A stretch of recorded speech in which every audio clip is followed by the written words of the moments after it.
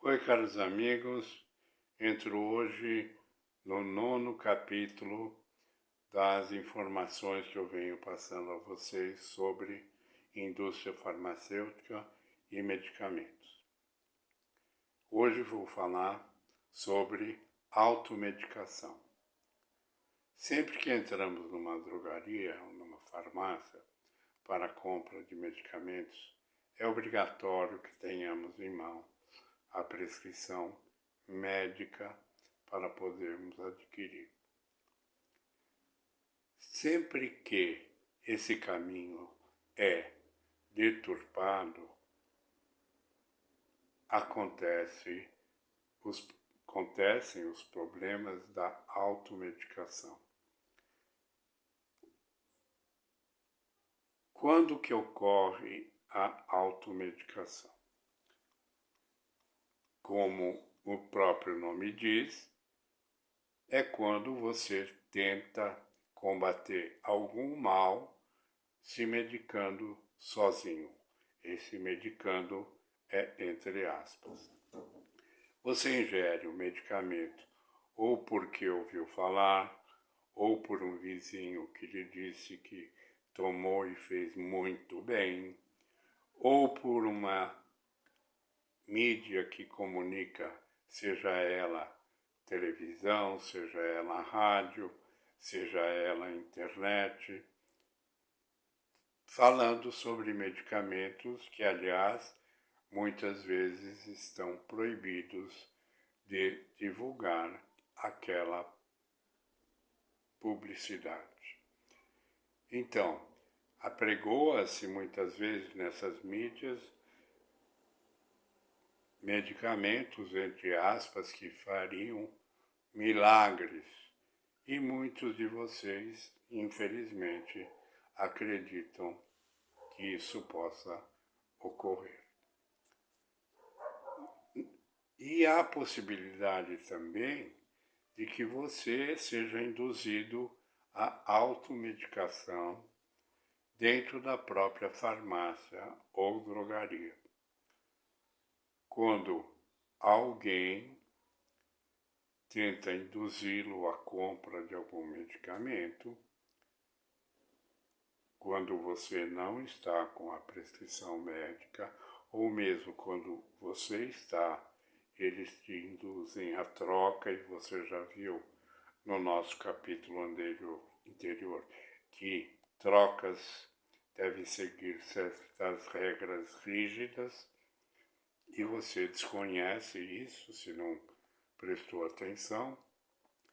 Isso pode ocorrer na farmácia por mau escrúpulo, visando lucros indevidos, quando alguém, ao você pedir alguma coisa, lhe dão outra dizendo que é a mesma coisa. Existem medicamentos, mesmo aqueles que são autorizados a serem usados sem a prescrição médica, existem alguns na própria lei, e você conhece, por exemplo, aspirina você conhece, dipirona você conhece, e outros ainda você conhece. Mesmo estes, se usados em demasia, podem causar problemas sérios na automedicação.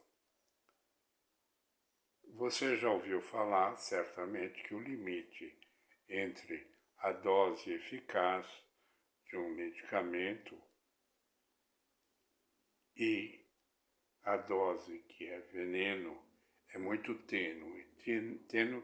Tênue significa o limite. Se você teria, por exemplo, uma prescrição médica de tomar 3 comprimidos, por exemplo, de 8 em 8 horas, e você, por conta própria, toma 2, toma 5, de 4 em 4 horas, são medicações conhecidas, mas todas elas podem se tornar venenos.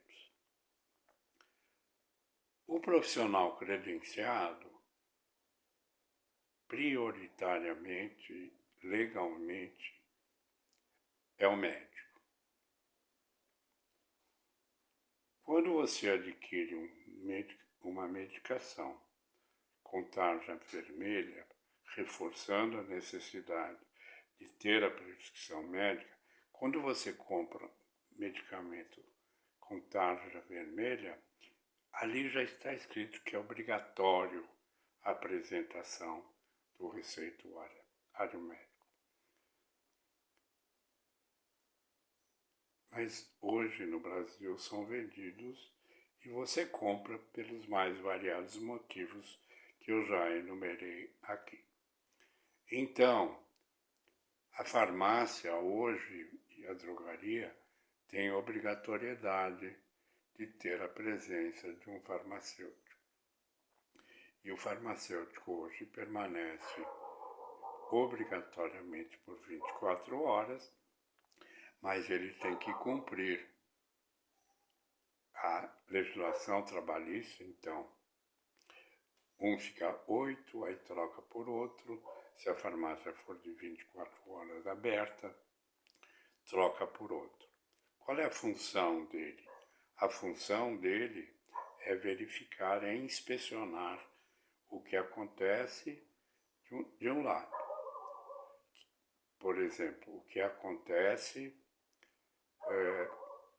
com o receituário que foi apresentado, ele examina os teores da receita, que também devem seguir ritos ou rituais ou obrigatoriedades necessárias, claro, que é o CRM do médico, é a posologia, é a descrição exata do medicamento, assinatura e carimbo do médico.